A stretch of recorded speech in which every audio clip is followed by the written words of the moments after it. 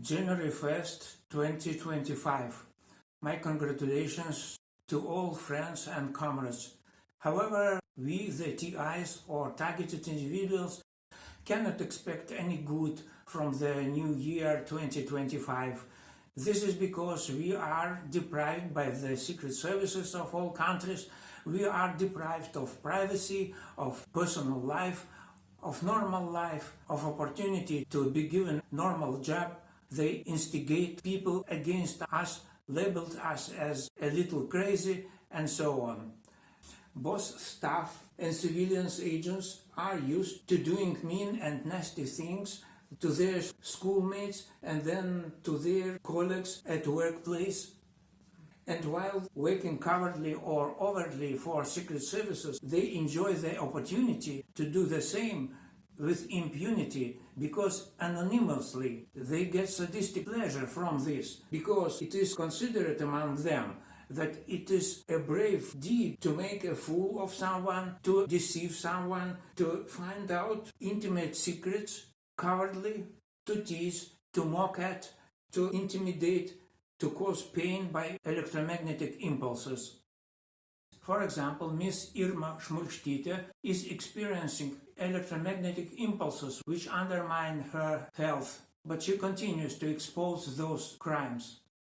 These scumbags, and there are more than 200,000 of them in Lithuania, which counts about 2.8 million population, all they commit all of that professionally, being assisted by all prosecutors' offices and all judges. Here the bosses and instructors are Darius Jauniškis, Director of the Security Department of the Republic of Lithuania, General Commissioner of the Police Arūnas Paulauskas, Head of the Bureau of Lithuanian Criminal Police Arūnas Maskoliūnas, Eligijus Paulavičius, Head of the Second Department of Operative Services under the Ministry of Defense. They committed covert coup d'état. This way, the Constitution of the Republic of Lithuania is emasculated. While the rule of law is abandoned, I try to explain it in my video. Please find a link in the description below entitled Constitution is emasculated. But we will never give up. They are afraid of our expositions of their crimes. And because of that, they consider us as personal enemies, because they behave and their mindset is not of officers or servicemen or civil servants, but of street gang, of petty hooligans who stole uniforms and shoulder strips somewhere.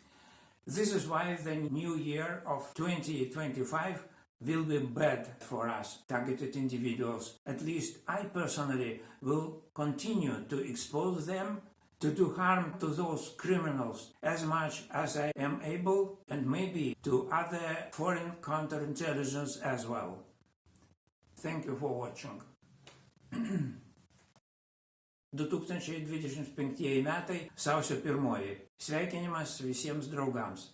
Tačiau mums, žmonėms taikiniams, nauji 2025 metai nežada nieko gera, kaip visuomet. Taip yra dėl to, kad slaptosios tarnybos visame pasaulyje, kiekvienoje šalyje atėmė iš mūsų normalų gyvenimą, teisę į privatumą, jie mus socialiai izoliuoja, neleidžia gauti tinkamą darbą pagal specialybę, kursto žmonės prieš mus, kaip prieš psichiniai truputį nesveikus. Taip yra dėl to, kad tie visi darbuotojai, tiek etatiniai, tiek neetatiniai, dar mokykloje įprato daryti niekšybės, kiaulystės savo klasės draugams, o darbe kolegoms tik tai daryti tai niekšiškai, už nugaros. O kada jie jau dirba kaip etatiniai ar neetatiniai darbuotojai, jie tą patį daro jau nebaudžiamai, legaliai, bet vėlgi slaptai, kadangi anonimiškai. Ir jie jaučia iš to sadistinį pasitenkinimą, kada jie gali apgauti ką nors, padaryti kiaulystę ką nors slaptai, gąsdinti, bauginti, tyčiotis, sužinoti asmeninės paslaptis, stebėti asmeninės paslaptis, tyčiotis, kartais užpulti, gal sumušti, kamuoti siunčiant elektromagnetinius impulsus iš įvairių prietaisų. Pavyzdžiui, Irma Šmulkštytė, netoli Druskininkų, daug metų patiria nukreiptus elektromagnetinius impulsus, ardančius jos sveikatą. Akivaizdu, kad tai daroma tyčinai, bet jinai demaskuoja šitos nusikaltimus.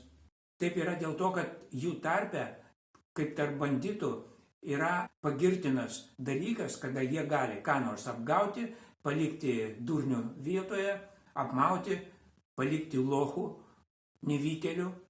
Toks yra jų supratimas apie šaunumą ir jie giria vienas kitą. Ir jie visą tai daro dengiami ir padedami visų prokurorų ir teisėjų.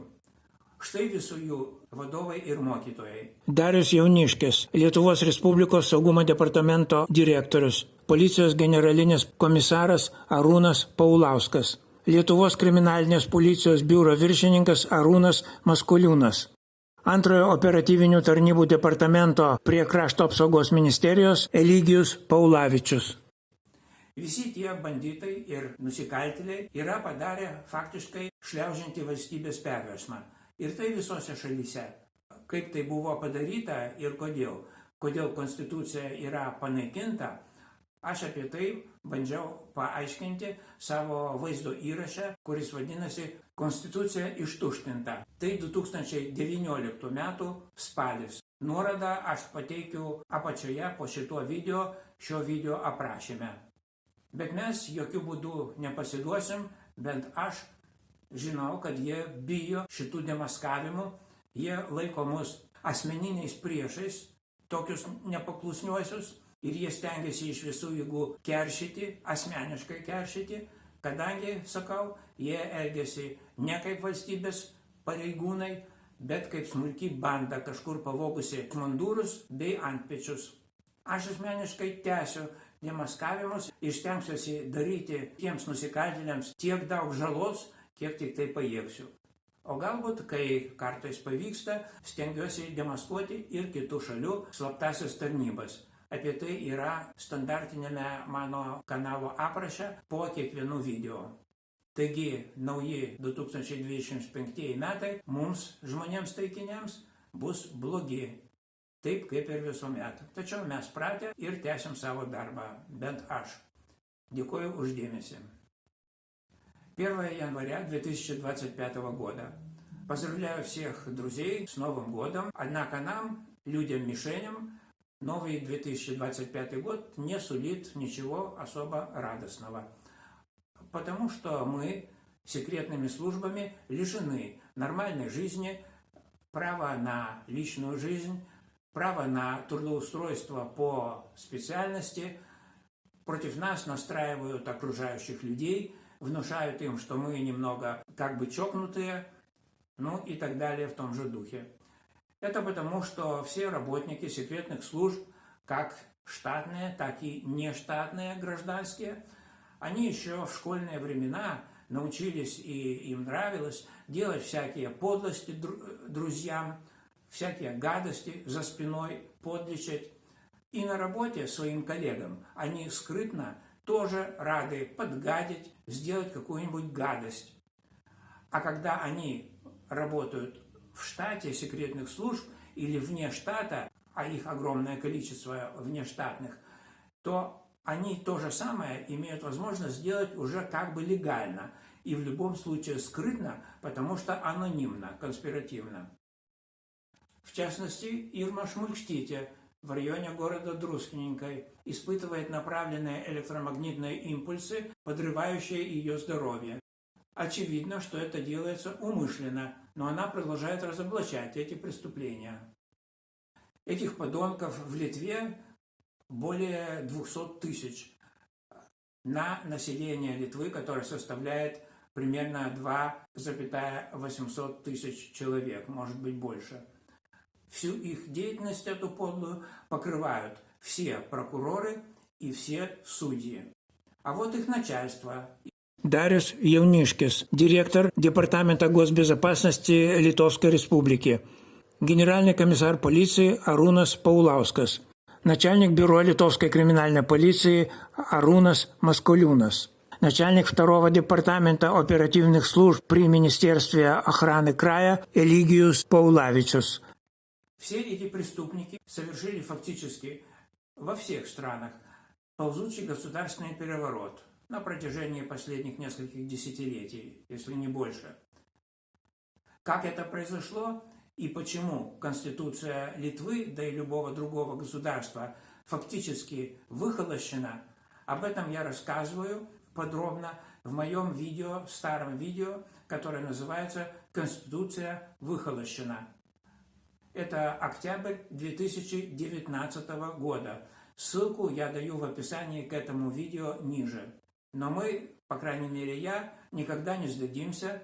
Я буду продолжать и в новом году разоблачать секретные службы, все их преступления. Я знаю, что они этого боятся, нервничают, поэтому к нам и применяются вот такие меры.